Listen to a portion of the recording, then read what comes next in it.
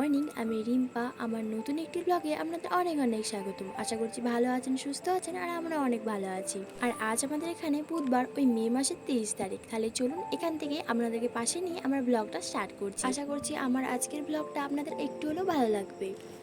এই কদিন ধরেই না রাতে ঘুমটা কম হচ্ছে, রাতে একদমই ঘুমোনো যাচ্ছে না, তাই জন্য সকালে একটু লেট করে ঘুম থেকে ওঠা হচ্ছে। তবুও না ফোনের অ্যালার্ম দিয়ে রেখেছি, ফোনের অ্যালার্মটা বাজলেই ঘুম থেকে তাড়াতাড়ি উঠানো হয়ে যায়। যত ভাবছি উঠবো না, কিন্তু এই যে সংসারের এত কাজ দেখেও না উঠতে ইচ্ছা করে। আর ঘুম থেকে উঠলেই প্রথমেই মনে পড়ে যায় এই গাছগুলি কখন জল দেবো। গাছগুলোই আগে জল দিয়ে তারপরে সমস্ত বাকি কাজগুলো তাড়াতাড়ি করে সেরে নেব।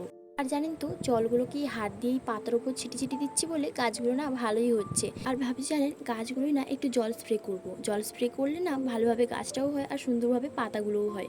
আর এদিকে দেখলাম বিছানাটা কেমন হয়ে আছে, ভাবলাম আগে বিছানাটাকে গজ করি, তারপর গিয়ে ঘরগুলোকে ঝাড়ু দেবো। আর জানেন তো, এটা আমাদের নিজস্ব বাড়ি না, এটা হচ্ছে আমাদের ভাড়া বাড়ি, তাই জন্য বেশি কিছু জিনিসপত্র নিয়ে রাখিনি। ওই যখন দরকার পড়ে তখনই টুকিটাকি করে কিনে নিই। আর জানেন তো, ফ্রিজটা নিয়ে অনেকটাই ইচ্ছা হচ্ছে, কারণ ওই যে সবজিগুলো নিয়ে আসি না, এখানে সবজিটা অতটাও টাটকা না, তাই জন্য ফ্রিজে রাখলে অনেকদিন তবুও থাকে। আর কি বলুন তো, ওই যে বললাম না আমরা ভাড়া বাড়িতে থাকি, আর এখন ওর কাজের পোস্টটা এখানে, যখন এখান থেকে অন্য জায়গায় শিফট হবে তখন না এই জিনিসপত্রগুলো অনেকটাই বয়ার অসুবিধা হবে। আর কি বলুন তো, যারা পারমানেন্টলি থাকার জন্য থাকে তাদের না এই জিনিসপত্র নিয়েও কোনো অসুবিধা হয় না, কারণ তারা থাকবে, তাই জন্য অনেক কিছু নেওয়ার অনেক কিছু ইচ্ছা হয়। আর আমাদের না অনেক কিছু জিনিস নেওয়ারও ইচ্ছা আছে, তাই না মাঝে মাঝে ভাবি যে কী কী নেবো আর কী কী নেবো না। আর এইদিকে দেখুন, কথা বলতে বলতে আমার দুটো ঘরই ঝাড় দেওয়া হয়ে গেছে, আর ঝাড় দিয়ে এই বেলচার মধ্যে নোংরাগুলোকে তুলে আমি জানলা দিয়ে ফেলে দিই। আর গেটটা কেন খুললাম না বলুন তো, এত হাওয়া দিচ্ছে, তাই ওই ধুলো বালি ময়লাগুলো আবার সেই ঘরেতে আসবে, আবার আমার এক্সট্রা কাজ হয়ে যাবে। এদিকে না সকালবেলা ঘুম থেকে উঠলে একটু বোরিং বোরিং টাইপের লাগে, তাই জন্য তাড়াতাড়ি ব্রাশটাও সেরে নিলে মনটা যেন হালকা হয়ে যায়।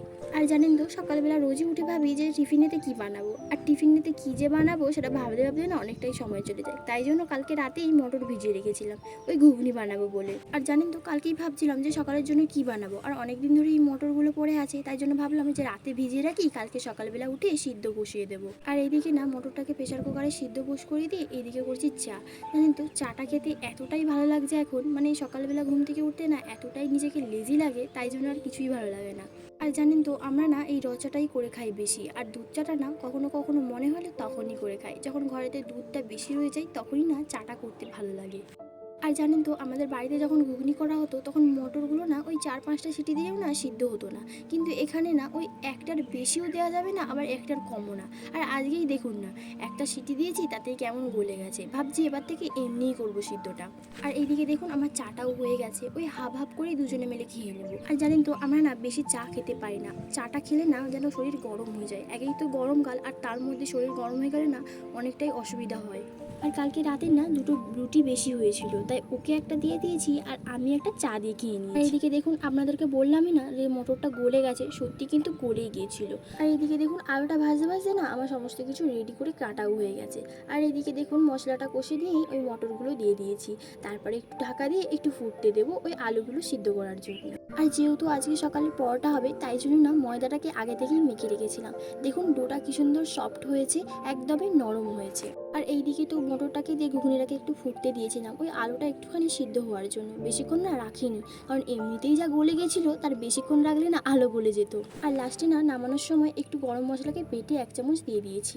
আর জানেন তো, এখানে যে গরম মশলার প্যাকেটগুলো দোকানেতে বিক্রি হয়, ওগুলো না রান্নাতে দিলে একদমই খেতে ভালো লাগে, তাই জন্য না গরম মশলার জন্য যেই মশলাগুলো লাগে সেইগুলোকে বেটে নিয়ে রান্নাতে মিশিয়ে দিই, তাতে না টেস্টটা দারুণ আসে। আর তারপরে না ঘুগনিটা হয়ে যাওয়ার পর ময়দার ডোটাকে না 4 কোনা করে বেলে নিয়েছি, আর এইভাবে সমস্ত পরোটাগুলোকে বেলার পর একটা একটা করে ভাজতেও শুরু করে দিয়েছি। আর জানেন তো, যখন তাওয়াতে একটা একটা করে ভাজছিলাম তখন কি সুন্দরভাবে না সব দিকটাই ফুলছিল, আর এই পরোটাগুলো না খেতে বেশ ভালোই হয়েছিল, আর তার সাথে এই ঘুগনিটাও না খেতে ভালো লাগছিল। আর আমি রান্না করেছি বলে বলছি না, বড়ই বলছিল নাকি খেতে ভালো লাগছিল।